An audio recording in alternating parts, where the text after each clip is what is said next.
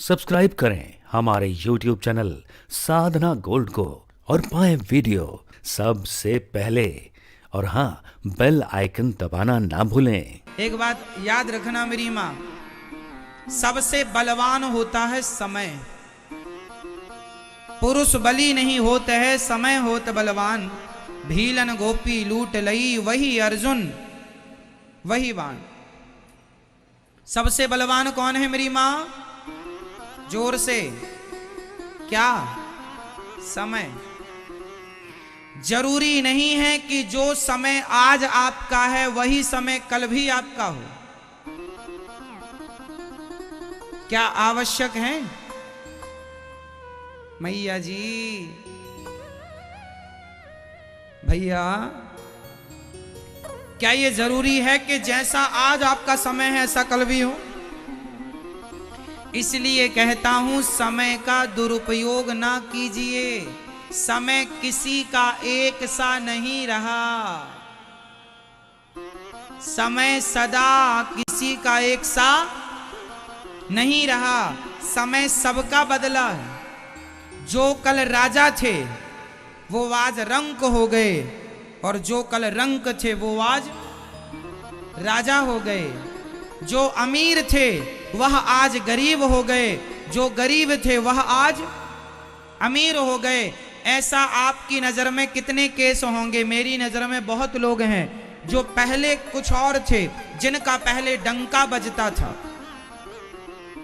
कितने धनाढ्य ऐसे थे जिनके पास खूब पैसा था, आज उनकी संतानों को दो दो वक्त की रोटी के लिए सोचना पड़ रहा है।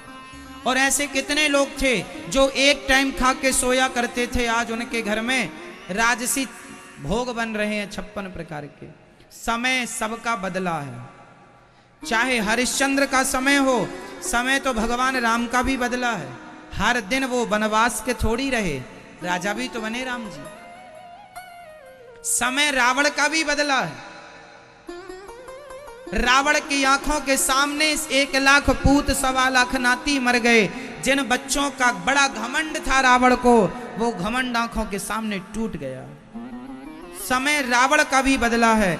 समय तो भगवान राम का भी बदला है। जंगल से वो राजा भी बने हैं। तो राम भगवान का समय बदला, समय रावण का बदला, समय हरिश्चंद्र का बदला, समय आपका बदलता है, समय सबका बदलता है। इसलिए समय सबका एक सा रहेगा ये कभी नहीं सोचना चाहिए। इसलिए जब समय आए उसका सदुपयोग कर लेना चाहिए, क्योंकि आज अच्छा समय है, कल कैसा समय आएगा ये भगवान जानते हैं और कोई नहीं जानता। इसलिए समय का सदुपयोग करना चाहिए। समय है उसका सदुपयोग कीजिए। समय किसी के बाप की बफौती नहीं है कि मेरे बाप का समय था तो मेरा भी समय रहेगा। क्या ये जरूरी है?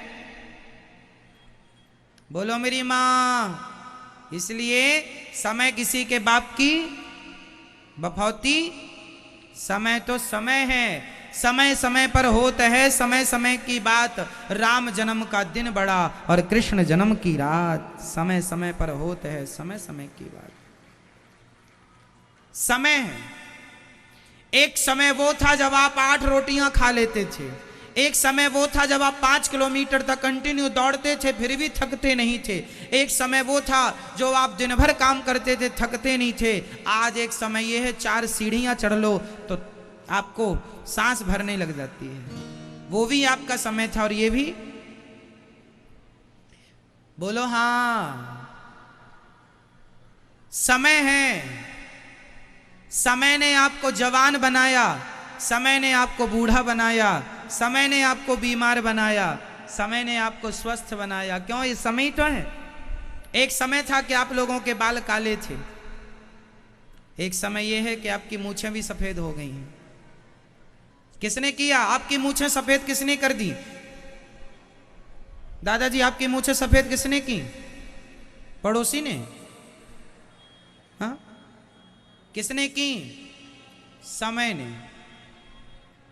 समय ने मूछें सफेद कर दी, समय ने दांत गिरा दिए, समय ने घुटनों में दर्द प्रकट कर दिया, समय ने आज ये स्थिति कर दी कि आज आदमी बिस्तर से अपने से उठ नहीं पाता। जो आदमी दौड़ दौड़ के सारा काम करता था, आज उसे बिस्तर से उठने के लिए 1 लोगों की, 2 लोगों की, 4 लोगों की जरूरत है। क्या संसार में ऐसे लोग नहीं हैं? समय ऐसा आता है लोगों का, अपने हाथ से खा नहीं पाते, उनको खिलाना पड़ता है। ये समय ही तो है। बोलो हाँ या ना? समय कब कैसा हो जाए, किसका हो जाए, कोई नहीं जानता। इसलिए जो समय ईश्वर ने दिया है, उस समय को भगवान के चिंतन में खर्च करना चाहिए, भगवान में लगाना चाहिए। समय व्यर्थ नहीं गवाना चाहिए। एक राजा था, ये दुनिया की एक सांसारिक बात मैं आपको सुना रहा हूं, शायद कुछ समझ में आवे, समझिएगा। एक राजा थे, उनकी बड़ी सुंदर रानी थी। रानी, राजा बहुत अच्छे से रहते, राजा बड़ा प्यार करते थे रानी, क्योंकि रानी बहुत सुंदर थी। सुंदर थी रानी, इसलिए राजा बड़ा पास में था, बड़ा प्यार। बहुत समय बीतने के बाद अचानक रानी को पता नहीं क्या हो गया, रानी को एक रोग हो गया। वो सफेद दाग हो जाते हैं ना, सफेद दागों वाला रोग रानी को हो गया। रानी के शरीर में सफेद सफेद दाग होने लगे। जब दाग होने लगे तो उनकी सुंदरता ढलने लगी, जरा कम होने लगी। तो राजा का अटैचमेंट उस रानी से कम होने लगा। अब राजा अपनी दूसरी रानियों के संग ज्यादा रहने लग गए, उससे जिससे सबसे ज्यादा प्यार करते थे। अब राजा उससे दूर होने लग गए और वो रानी उदास होने लगी कि मेरे शरीर में इतना ये निशान, अच्छा केवल निशान नहीं आए, शरीर में फोड़े होने लगे और वो पक करके मावाद गिरने लगी, शरीर से दुर्गंध सी आने लगी। अब तो उसके पास कोई नहीं जाता, राजा तो देखता भी नहीं है।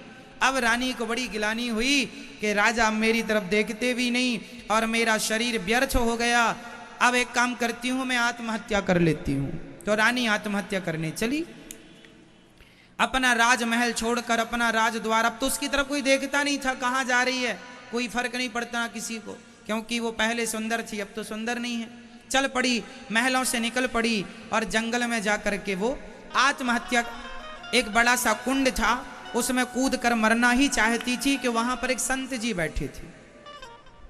संत जी ने कहा, देवी कौन हो? पूरा पता बताया। महाराज मैं फलानी की रानी हूं, मैं आज ये स्थिति है कि मैं, ये देखिए शरीर में क्या हो गया है। राजा अब मुझे देखते भी नहीं, जब तक शरीर में सुंदरता थी। एक बात बताएं, ये लोग आपको तब तक पसंद करते हैं जब तक आप में कुछ है। आप में कुछ नहीं है तो आपको कौन देखेगा? आपके पास पैसा हो तो लोग आपको देखेंगे, आप में शरीर में ताकत हो तो लोग आपको देखेंगे, आप में सुंदरता हो तो लोग आपको देखेंगे। कुछ भी नहीं है तो कौन देखने वाला है? क्योंकि ये दुनिया आपको देखती इसलिए है क्योंकि उसे अपना स्वार्थ सिद्ध करना है। इस धरती पर सब लोग स्वार्थी ही तो हैं। स्वार्थ लाग करें सब प्रीति, सुर नर मुनिजन की यह रीति। रानी बोली मर जाऊंगी, संत बोले मत मर, मैं तुझे ठीक कर सकता हूं, पर एक वचन देना पड़ेगा। रानी बोली बिल्कुल मैं आपकी बात मानूंगी, आप मुझे स्वस्थ कर दीजिए, मैं आपको वचन देती हूं, जो आप कहेंगे मैं वो करूंगी। संत जी ने कहा मैं तुझे स्वस्थ कर दूंगा, पर वचन ये दे कि अब जो तेरा शरीर है, बचा हुआ तेरा समय है, पूरा समय अपने शरीर से केवल भगवान का चिंतन करेगी, केवल तू रघुनाथ जी का ध्यान करेगी, केवल राम का ध्यान करेगी, केवल भगवान के चिंतन में अपना शरीर लगाएगी। यदि तू मुझे ये वचन देती है तो मैं तुझे स्वस्थ कर दूंगा। बचा हुआ समय तू भगवान के हवाले करेगी। उसने कहा मैं आपको वचन देती हूं, आप मुझे। संत जी ने कहा जिस कुंड में तू कूदना चाहती थी उसी कुंड में स्नान कर ले, तू स्वस्थ हो जाएगी। वो गई, स्नान की, बिल्कुल सुंदर, पहले से जवानी में जितनी सुंदर थी उससे भी ज्यादा सुंदर होके संत प्रभाव से निकल के बाहर आ गई। ये बिल्कुल सत्य घटना है, सत्य घटना है। निकल कर बाहर आई, बड़ी सुंदर हो गई। कहने लगी महाराज अब मुझे अपने चरणों में ही रख लो, मैं यहीं आपकी सेवा करूंगी, आपके संग भजन करूंगी। संत जी ने कहा तू अपने राज्य में जा और वहां रह के भजन करना, पर भगवान को ना भूलना। चली वापस। जब वो घर गई तो उसके पति राजा ने देखा, वाह तो बड़ी सुंदर। राजा फिर फुदक के वापस आ गया, बड़ी सुंदर हो गई हो, कहां गई थी, ये कहां से मिल गया शरीर इतना सुंदर तुम्हें। उसने कहा, राजा को उसने ज्यादा भाव नहीं दिया। उसने कहा महाराज अब आप अपना काम कीजिए, मेरा जो बचा हुआ समय है अब मैं भगवान की आराधना में लगाऊंगी। मेरे शरीर पर अब आपका कोई अधिकार नहीं है। मैं अपने शरीर से, मैं अपनी वाणी से, मैं अपने वचन से, मैं अपने कर्म से अब केवल रघुनाथ जी की बन करके रहूंगी, रघुनाथ जी का चिंतन करूंगी। मुझे अब आप त्याग दीजिए जैसा त्याग दिए थे। राजा दूर हट गए, वो अपना महलों में रह के भजन करती है और उसने अपनी बची हुई सांसें भगवान के हवाले की। संसार के बन के कब तक रहोगे? जब तक शरीर अच्छा है लोग देखते हैं, शरीर बूढ़ा हो गया कोई नहीं देखता। इसलिए मन भोगों में ना लगाकर भजन में लगाया जाए। भोगों से तो मन किसी का भरा ही नहीं, तो तुम्हारा क्या भर जाएगा। इसलिए ये भोग विलास हम सबको ठग रहे हैं, लूट रहे हैं। मत लूटो, मत अपने आप को अपना समय जाने दो, समय भगवान के चरणों में समर्पित करो। बचा हुआ समय है ना, कितना खुश करोगे अब संसार के लोगों को। ये कभी खुश हुए हैं? कौन खुश हुआ है बताओ। सिर काट के रख दो आप संसार के लिए, फिर भी ये लोग खुश नहीं हो सकते।